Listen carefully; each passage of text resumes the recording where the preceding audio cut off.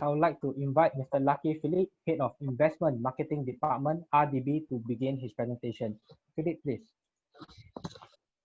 Thank you very much, Mark, for giving me the opportunity to present to the esteemed audience on this webinar. And I must also extend my sincere gratitude to the Singaporean Business Forum as well as Enterprise Singapore for really organizing this webinar. And a round of applause for Embassy really for coordinating us all together to make sure that this webinar happened. Now, my job is very simple, and I think the CEO has literally simplified my job. I'll try to be very, very quick in the interest of time to make sure that at least we have enough time for conversation. But it's also very important for people to really see the opportunities visually from the presentation. And then from that, we'll have a very good moment to take questions from the audience after the presentation. Next slide.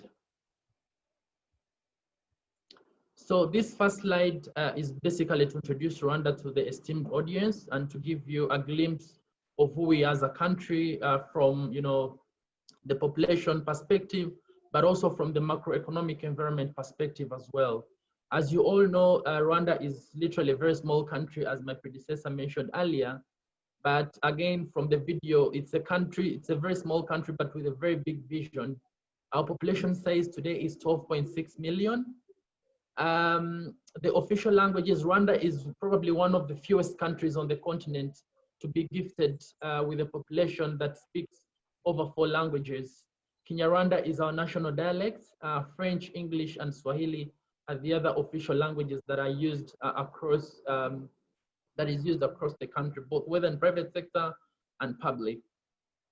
When it comes to the literacy and unemployment rates, you could literally see that there's quite a significant involvement there. Our unemployment rate today stands at around 15%. And I think the last statistics was around 13–14%. And this is largely due to the growth of some sectors that have significantly created new opportunities and jobs for our population. If you look at agriculture, agriculture is the backbone of our economy, employing over 70% of our population. But we've also seen a transition of the sector where we see a lot of projects coming within the irrigation space as well as mechanization. The other aspects we're looking at is also the service industry. We've seen that the service industry has been growing exponentially, and today the service sector is actually the largest contributor to our national GDP, contributing around 48% to the national GDP. So if you look at the composition of the clusters there, such as hotels, restaurants, wholesale and retail trade, communication, all those clusters actually have created a significant number of jobs for our population. Then the other aspects that I would also want to highlight is, of course, the GDP. The CEO has already mentioned how our economy has grown over the last 20 years. And of course, we've also seen that our GDP per capita actually has grown 4 times since 2002. As again, you know that from the history where we've come from, before 1994, our GDP was less than 200. And because of the reforms, because of the resiliency that our leadership has literally taken, we've seen our GDP grow 4 times more. And today we stand at $818. Then, of course, for any international investors, it's always very, very important for them to see, for them to have confidence in the economy. And because of that, they'll always refer to international sovereign credit ratings, for which Rwanda, of course, has subscribed to. So today, Fitch and SP have actually rated Rwanda with a B+. And the reason why is because of the strong economic growth that has been sustained by low public debt and confidence in the management of the economy in the short, medium, long term. Next slide. Again, I won't spend much time on this. Our CEO has literally given a very detailed explanation on these aspects. As she mentioned, our country has really emerged from a very difficult history in which we lost over 1 million lives during the 1994 genocide against the Tutsi. From this devastating situation, the leadership of our country, of course, made deliberate and oftentimes difficult decisions to forge unity and reconciliation and begin the long process of reconstructing our nation. And of course, as a result, we did undertake major transformations across the entire economy and society in terms of education, in terms of health, in terms of macroeconomic stability, innovation, governance, safety, and security. And of course, because of this, we've really witnessed a significant reduction in the poverty levels, but also improvements in our doing business environment. Again, because of this, we've seen that Rwanda has been really ranked in many international indices, be it in doing business, as the CEO mentioned, we're the second easiest place to do business in Africa, we're the second fastest growing economy in Africa, and of course we've sustained an average GDP of 8%. Our economy has grown 9 times more, and the GDP per capita has also tripled. And the other thing is that Rwanda is also embracing regional integration as an enabler for us to connect with the rest of the world. Being a member of the East African community gives us an opportunity to really want to serve the markets within our neighborhoods, but at the same time to also promote cross-border trade. And because of that, we're trying to we've positioned ourselves as a regional strong African hub. And today we're literally connected with the rest of the region and the international community as a whole. Again, the other aspects is really to position the country as a MICE hub. And today we're the second in MICE ranking in Africa, something that never used to be 10 years back. And because of that, we've seen a significant number of foreign and regional events come to Rwanda. Next slide.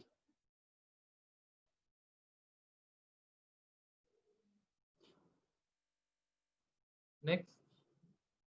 I won't dwell so much on this. I think this has already been explained. With the second easiest place to do business in Africa. And that doesn't come out of the bloom, because there's a lot of work that goes with this for us to be able to achieve this ranking. And of course, that requires a lot of, doing a lot of reforms in areas which we think are very vital for our private sector. And because of these reforms that we've undertaken, we've seen that actually registering a company in Rwanda today takes less than 6 hours and it's free of charge. Unlike in the past where it used to be a very cumbersome process that would literally take a week or plus, and the cost of registering a company was almost 315% of our national GDP. Of course, another aspect is on trading across borders. Rwanda really being a landlocked country is not an excuse for not doing business in Rwanda. We see ourselves as a country that is land-linked with the rest of our peers in the region. And because of this, we've come up with tailored solutions that can help us to break the barriers to be able to allow free movement of goods and services across the region. And because of this, we've seen actually the number of days being lowered from almost a week to less than 3 days for you to ship your consignment from either Mombasa or Dar es Salaam to Kigali. And another thing is that we've also established what we call a single customs territory, where you can actually clear your goods and services in any of the 2 ports without you coming to clear them in Kigali. And of course, the other areas around making it easy for people to register property. A foreign national can own property as if they are Rwandan. And because we've also introduced systems that can help us to really have access to information on properties and land for people to be able to at least sufficient information before acquiring any properties in the country. Next slide. It's also very, very important to bring out this slide because as a country, our development strategy is really centered on private enterprise. We believe that in order to attain a very inclusive and sustained economic growth, growth must be led by the private sector. And so because of this, we've enacted different laws, and among those is the Investment Code, which was enacted in 2015. And this law does provide for numerous incentives. And these incentives are aligned to our priority sectors. And we believe that these sectors are the ones that are actually going to drive our economic development, create more jobs, as well as increase exports. And so if you notice, we have different incentives tailored for specific sectors. For example, we have a reduced corporate income tax of 15%. If you're an international company that is actually, if you export 50% of your turnover goods and services, we reduce your corporate income tax to 15% as opposed to charging you 30%. And this 15% also applies to other strategic sectors, not only exports. We're looking at transport, we're looking at energy, we're also looking at low-cost housing, And we're also looking at ICT. And within the ICT sector, we're mostly looking at manufacturing and assembling.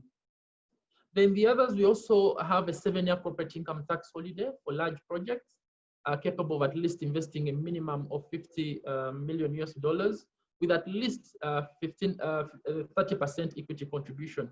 So if you're someone who's going to either invest in energy, in tourism, in health, exports, ICT, manufacturing, assembling, then you qualify to benefit from this incentive.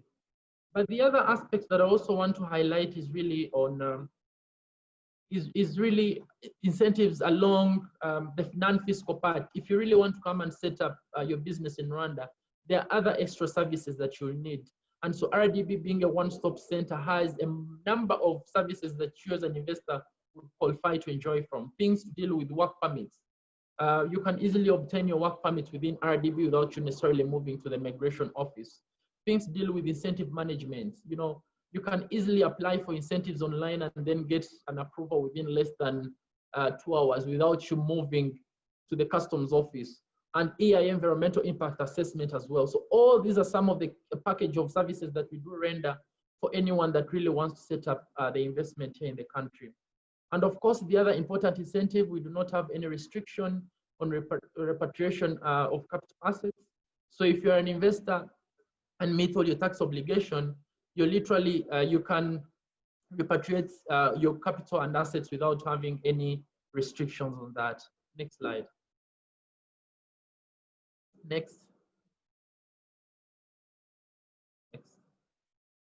So it's also very, very important to highlight some of the key significant milestones that our country has really made at a continental level. And of course, again, as I mentioned, we embrace the spirit of Pan-Africanism, but also ensuring that we are one continent that sees a lot of opportunities amongst ourselves. And so that in itself has made Rwanda really to embrace regional integration as an enabler to promote trade and investments. Today, we're a member of the East African community that has a market size of over 185 million population. So if you as an investor come to set up business in Rwanda, you do not only consider Rwanda as just a single market. So you can easily export your goods and services to any of the 5 partner states within the East African community. And of course, we also have the common COMESA, which is the common market for Eastern and Southern Africa. That in itself has a market size of over 492 million inhabitants. So if you set up your business here, you could easily export to any of the countries within this region. And the advantage is that we have specific tariffs that apply for goods that are actually traded within these regional blocks because of the common market protocols as well as the customs union. Next slide.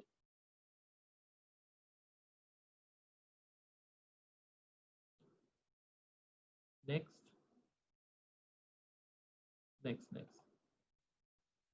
Now I'm going to deep dive into the opportunities, and I think our CEO has literally shared a summary on some of these areas, and I'll go into the details.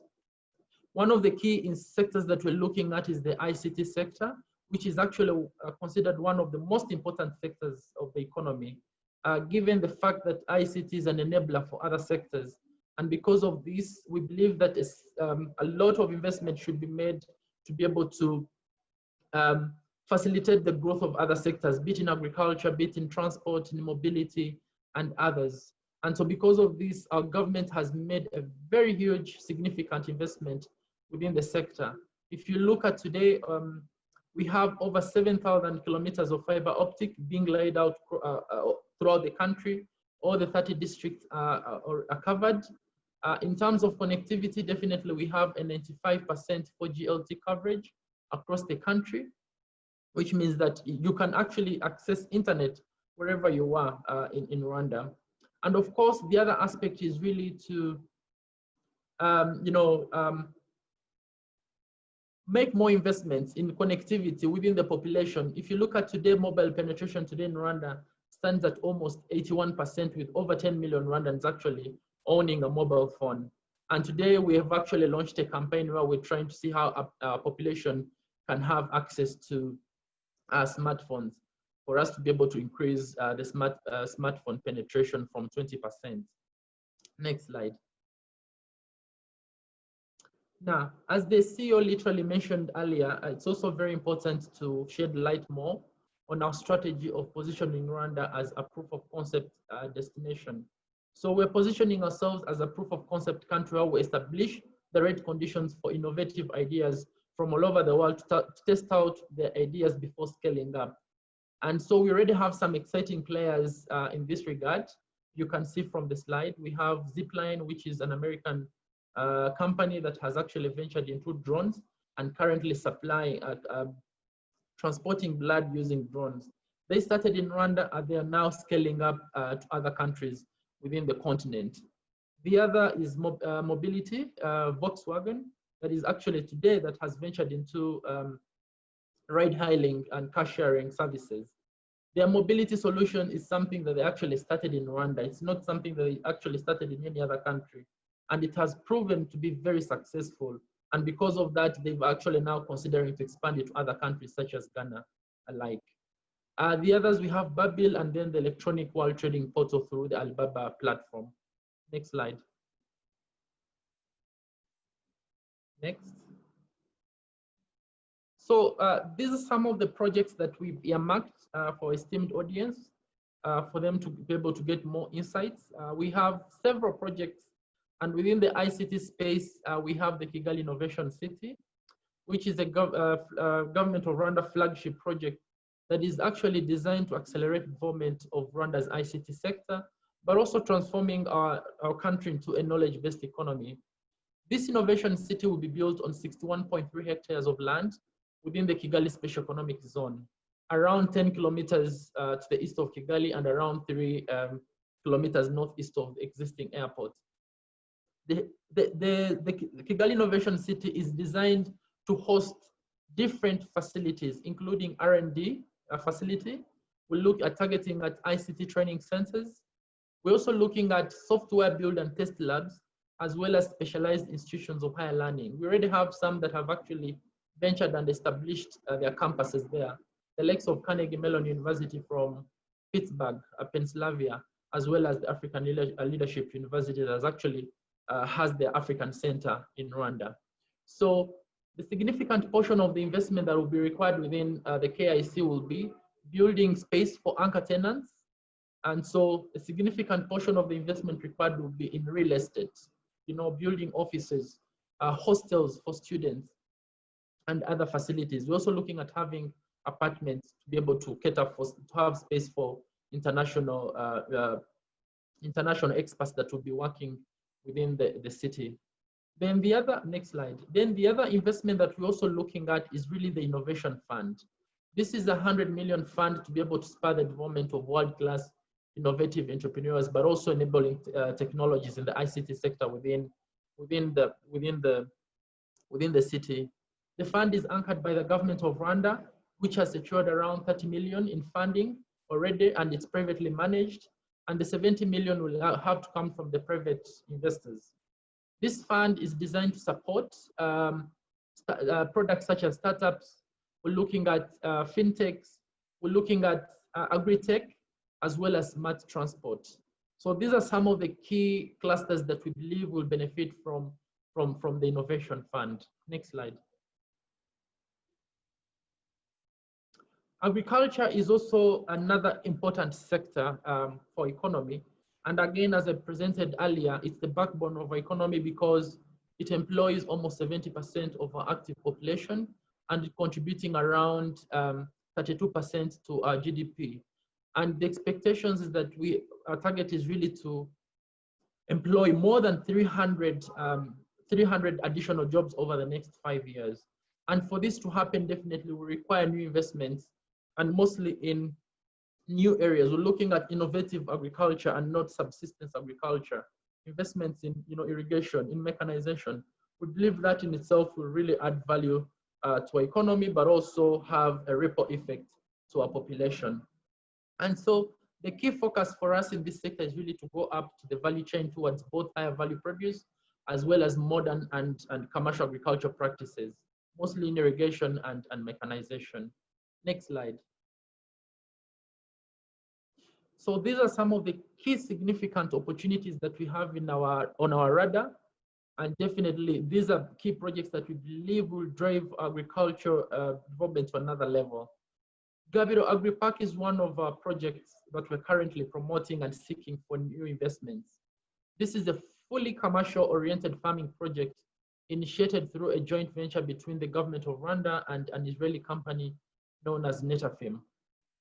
And the objective of this project is really to create a leapfrog development of Rwanda's agriculture system, but also ensuring food security to Rwanda through cutting-edge technology and best practices. But the other aspect, we're also looking at increasing exports of high-value crops and high-value added agri products. This project is going to span on over 15,600 hectares of irrigated land, and it will be developed in phases, with the first phase to cover around 5,600 hectares. And then the rest will be added on after when the first phase has been completed. So the targeted crops that we're looking at for this project, we're looking at staple crops to cover around 50% of the land area. We're looking at maize, we're looking at soya, we're looking at beans, but we're also looking at seeds in general. Then the other area, we're also looking at high value crops, and this will also cover 50% of the land area. Products such as tomatoes, French beans, pepper, onion, lettuce. We're looking at flowers, avocado, mangoes, macadamia, pineapple, and stevia. So the required investment for the first phase will be around 150 million. And the key activities actually to be carried within this first phase will be around land preparation. We're looking at in-field irrigation. We're also looking at crop farming as well as harvesting and marketing. Next slide.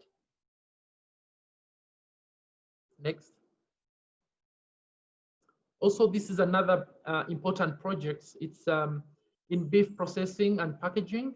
And the objective of this project is really to establish the biggest commercial farm and meat processing facility in Rwanda. And so Gako beef Gako is an area that is located in the eastern part of the country, in Bugesera, not far from Kigali, around 30-40 kilometers. And the idea is that we're looking for a very experienced partner, either a management or a co-investor with very strong expertise throughout the meat value chain. So we're looking at someone who has experience in cattle farming, in slaughtering, meat processing, storage, and marketing. Next slide. Next. So this is another area that I wouldn't really skip in the interest of time. Manufacturing forms the core basis of our economy. And again, as I mentioned, we're trying to transition our economy and making sure that new sectors can actually be given more facilitation to ensure that we create more productive and decent jobs, but at the same time also reduce the trade deficit that we have in our economy today. And if you look at the growth of our manufacturing sector, it's been growing at 8% in the last fiscal year of 2017-2018. And the idea here really is to have it even grow more, because today the contribution of the industry to our GDP, it stands at 17%. And so for us to be able to achieve our goals, we've earmarked several opportunities, and most of these are actually in light manufacturing. If you look at things like electronics, that is a cash cow, if I would say. We have vehicles. We already have Volkswagen that is assembling vehicles in Rwanda. But the question, is that enough for the market and the regional market? The answer is no. We need more players that can actually set up their assembling plants to be able to supply the regional market. In pharma, we're looking at more companies that can actually set up pharmaceutical industries here. In fast-moving consumer goods, this is a very significant opportunity. Today, we import so many consumable products, if not only from the region, but even abroad. And we believe that Rwanda has the opportunity to produce most of this because of the availability of the materials, but even the accessibility to have raw materials come to Rwanda. Garments and textiles, packaging, wood products, recycling. So these are some of the key areas that we are looking at. And again, within construction materials, it's very, very important to highlight that we are a net importer of some of these key materials that are actually used within the construction industry. Things deal, you know, ceramics, cement, metal products, steel. These are some of the areas that we still import, and we believe that there's an opportunity to produce them here in Rwanda. So I think with that, I'll come to the end of the presentation. And definitely, as CEO mentioned, it's very, very important for us to keep engaging with you, and RDB is very much open to continue the conversation. We're ready to support you and help you to ensure that you start up your investment in Rwanda. Thank you very much. Thank you, Lucky.